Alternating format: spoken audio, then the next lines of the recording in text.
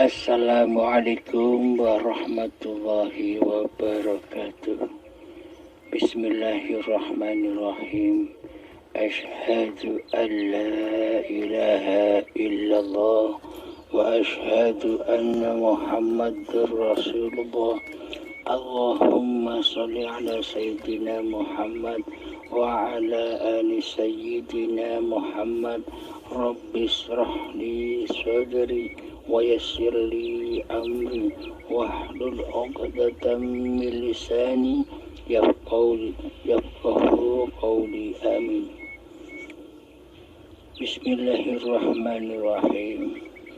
Monggo Kang Mas, kita ngobrol nyantai. Ini ada satu pertanyaan yang tadi itu hubungannya linafsi dengan suatu ayat yang kalau saya potong ya, saya nukilkan itu Allah mentakwakan dan Allah menyesatkan. Nah, itu hubungan benang merahnya bagaimana Ustadz Abdul Halim? Mohon dijelaskan. Alhamdulillahirabbil alamin. Allah Maha menunjuki hambanya dan Allah pula Maha menyesatkan hambanya. Di sudut pandang manusia, maka manusia selalu memandang badan-badannya yang dinilai. Seperti Allah Maha menunjuki hambanya, kita memandang sebuah ibadah-ibadah yang dilakukan manusianya secara lahiriah, secara syariat. Dan Allah pula yang menyesatkan hambanya. Kita menilai bila ada manusia yang tersesat jalannya di sisi ibadah syariat, maka manusia itu disangka tersesat jalannya. Yakni kebaikan di sisi manusia adalah menjalankan seluruh perintah Allah secara syariat, secara badaniah. Dan keburukan di sisi manusia itu adalah meninggalkan perintah Allah secara syariat atau badaniah. Akan tetapi kebaikan di sisi Allah itu adalah ketika hamba sudah tidak mensekutukan Allah dengan apapun termasuk dirinya. Itulah jalan kebaikan. Dan jalan keburukan di sisi Allah adalah ketika manusianya masih mensekutukan Allah dengan selain Allah, termasuk dengan diri manusianya. Jadi Allah tidak memandang wajah dan hartamu, Allah tidak memandang ilmu dan amalmu, dan Allah tidak memandang nasab-nasab kemuliaanmu di sisi manusia. Akan tetapi Allah memantau, Allah memandang hanya pada segumpal daging itu, yakni hati.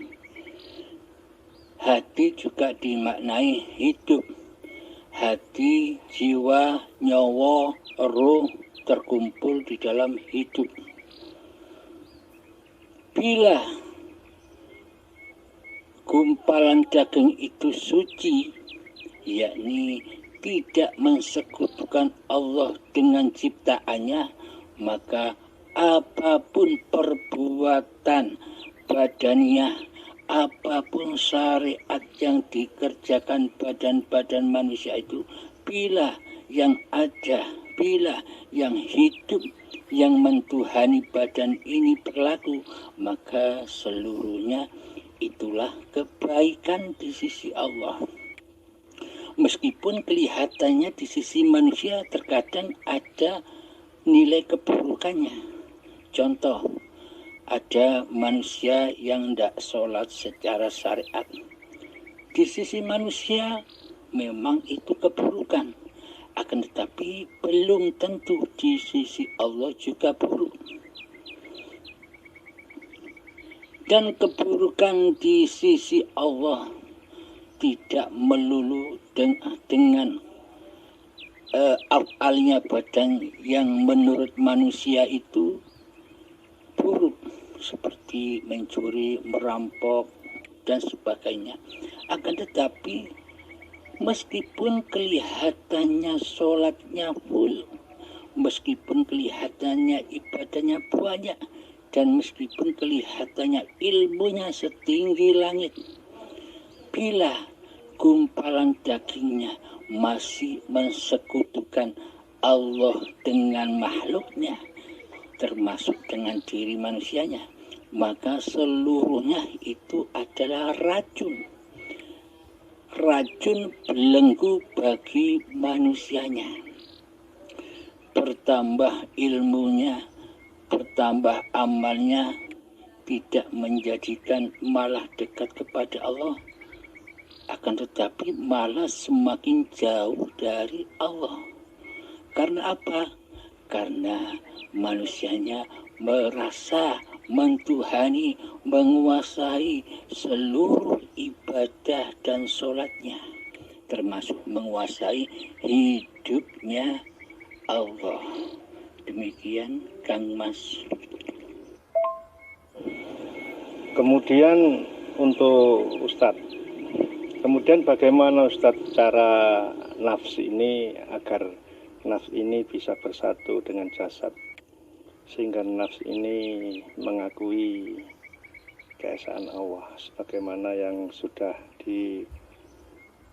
dijanjikan ya, alastu birobikum qalu bala sahidna. Nah, bagaimana seorang yang nafsnya itu bisa menjadi sesat? Apakah karena jiwa orang tersebut memang sudah disesatkan oleh Allah? Terus kenapa Allah itu bisa menyesatkan? Padahal Allah sendiri sudah mewanti-wanti kepada jiwa bahwa bukankah aku ini Tuhanmu? Betul, engkau adalah Tuhan kami, dan kami menjadi saksi.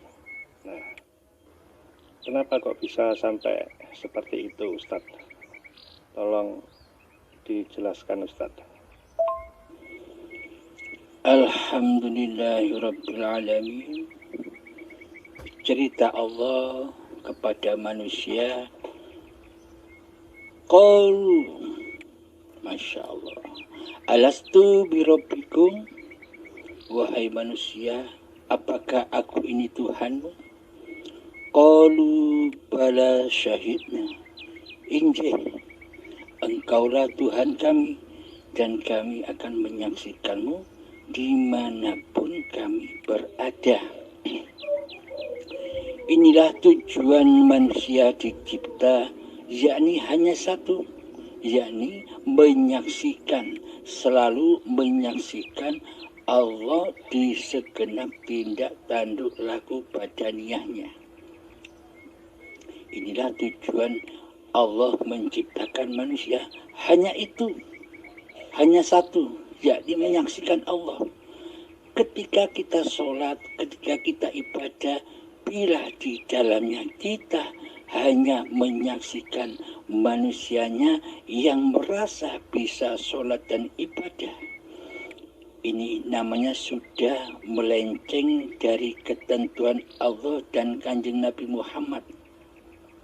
Dituntun oleh Allah dan Kanjeng Nabi Muhammad supaya di dalam sholat itu dan di dalam ibadah itu bisa menyaksikan Allah, lu kok malah menyaksikan dunia, menyaksikan dirinya lah yang merasa mentuhani, menguasai seluruh ibadah dan sholatnya. Jadi Allah menciptakan manusia hanya untuk sebagai penyaksi. Jadi rahasianya begini. Tak satu pun manusia bisa menyaksikan Allah. Tak satu pun manusia bisa menyembah Allah kecuali Allah. Mari kita buktikan, mari kita logikakan. Cerita Allah, alastu birabbikum, apakah aku ini Tuhanmu, wahai manusia? Qalu bala syahidna, iya engkaulah Tuhan kami dan kami akan selalu menyaksikanmu. Nah, coba kita rasakan, coba kita pahami, kira-kira kita pernah bersaksi yang demikian kepada Allah? Kapan kita pernah menyaksikan? Sedangkan yang ada hanya cerita Allah. Sedang kita tidak pernah tahu, tidak pernah membuktikan apa yang diceritakan Allah di atas. Monggo kita dalami, monggo kita resapi. Berarti alastu birabbikum qalu bala syahidna, yang bertanya dan yang menjawab siapa? Sedang diri kita selama ini tidak merasa pernah bersaksi yang demikian. Berarti yang ada, yang bertanya dan yang menjawabkan Ahad, Allah juga. Inilah bukti bahwa tak satu pun manusia bisa menyaksikan Allah bila manusianya masih wujud. Jadi sebuah pertemuan itu bukan bertemunya secara angan-angan manusia. Ada dua pihak atau lebih. Akan tetapi pertemuan di sisi Allah itu adalah ketika hambanya sudah kembali ke asalnya, yakni Adam, kepada sifat wajib manusianya. Sehingga muncullah sifat wajib bagi Allahnya, Allah lah yang wujud. Sehingga segala gerak-gerak laku manusianya padanya selalu gumantung, bersandar kepada hayatullah yang menghidupi dan yang menguasainya. Wallahu khalaqakum wa ma ta'malun. Allah lah pencipta diri manusiamu dan Allah lah pencipta apa yang kau perbuat. Kenapa Allah menciptakan kebaikan dan keburukan? Dulu Allah menciptakan hanya malaikat saja. Tapi Allah tidak suka. Malah Allah menciptakan kebalikannya, yakni setan. Pada hakikatnya, kenapa Allah menciptakan kebaikan dan keburukan, petunjuk dan kesesatan? Karena itulah kesempurnaan Allah. Mari kita ilustrasikan. Coba kita amati arus listrik. Ketika Allah menciptakan hanya plusnya saja, kira-kira apakah ada lampu di dunia ini? Apakah ada HP, ada mobil, ada radio, ada TV, ada pesawat, ada motor, tanpa adanya min? Maka diciptakanlah min dan plus. Maka akan menghasilkan kesempurnaan, yakni terciptanya penerangan lampu, HP, televisi, mesin cuci, kulkas, dan sebagainya. Itu karena adanya kesempurnaan min dan plus. Contoh lagi, seumpama mata manusia ini diciptakan semuanya di kanan saja, karena Allah suka kebaikan, akhirnya mata ditaruh di kanan saja. Di atas bawah matanya, yang satunya kosong, tidak ada matanya. Kira-kira sempurna tidak mata dilihat oleh pandangan kita? Kan tidak sempurna. Contoh lagi, adanya kan tangan ini. Bila Allah menciptakan kedua tangan ini berada di posisi kanan saja, kira-kira asik tidak dipandang mata?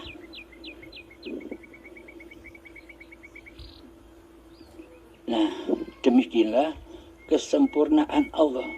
Yang terpenting, ini yang terpenting. Yang terpenting, kata kuncinya adalah di dalam sebuah ketaatan dan kemaksiatan secara lahir, kita pegang kuncinya.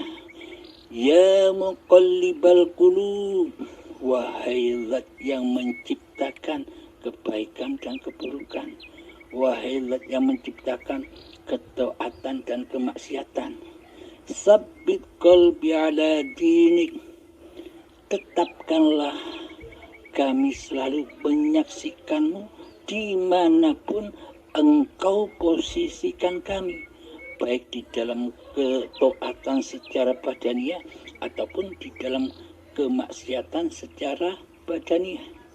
Hati tetap Allah lah yang mentuhani, Allah lah yang mengkodok-kodarkan seluruh apa yang diperankan Allah kepada manusianya.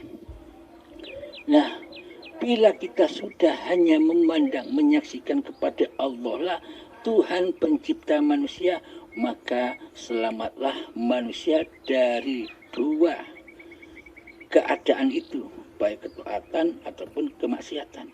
Sudah mi'raj, sudah melewati jalan Shiratal Mustaqim, kebaikan dan keburukan, sehingga yang disaksikan bukan kebaikan dan keburukan secara zahirianya, akan tetapi yang disaksikan sudah penguasa atas kebaikan dan keburukan itu, yakni hayatullah. Demikian sahabat. Contoh lagi demikian. Coba ketika kita nonton bioskop,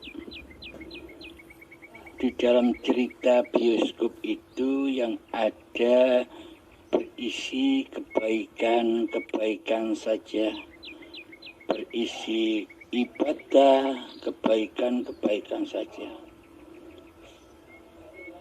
Di dalamnya kita ketika menonton pasti kita jenuh. Jenuh karena monoton ceritanya begitu saja. Lalu ketika ada aktor yang berperan antagonis keburukan yang mengusik sebuah ketaatan, nah di situ kita mulai seger lagi. Tadinya monoton menonton yang baik-baik saja, akhirnya ngantuk. Ketika ada bajingannya, kita langsung melek lagi, semangat lagi menonton. Nah, demikianlah yang dimaksud kesempurnaan Allah. Jadi bila Allah menciptakan kebaikan saja atau keburukan saja, ya Allah belum sempurna. Jadi diciptakanlah baik dan buruk. Itulah menunjukkan kesempurnaan Allah di dalam penciptaannya. Demikian para sahabat. Kira-kira ada yang ditanyakan lagi? Untuk Ustadz Abdul Halim, nah, setelah kita memahami seperti itu, Allah menyesatkan dan Allah juga mentakwakan. Kemudian Allah juga sudah menanyakan kepada jiwa, nafs, dan Allah sendiri juga yang menjawab. Saat kehidupan di dunia, siapakah orang yang disesatkan dan siapakah orang yang diberi petunjuk? Demikian Abdul Halim, Ustadz Abdul Halim. Mohon penjelasannya. Alhamdulillahirabbil alamin. Yang terpenting kita selalu pegang kuncinya, kunci mi'rajnya, kunci tajalinya. Jangan kita memandang keadaan-keadaan yang kita alami. Pandanglah siapa pencipta keadaan semua ini. Jadi ya muqallibal qulub, saksikanlah siapa yang membolak-balikkan hati, yang mentaatkan dan memaksiatkan hati. Itu yang harus dipegang. Sabbit qalbi ala dinik, tetapkanlah hati memandang uripe Allah ketimbang memandang uripe hamba. Itu kuncinya. Assalamualaikum warahmatullahi wabarakatuh. Iya Ustadz, terima kasih atas semua penjelasan Ustadz. Terima kasih banyak. Waalaikumsalam warahmatullahi wabarakatuh.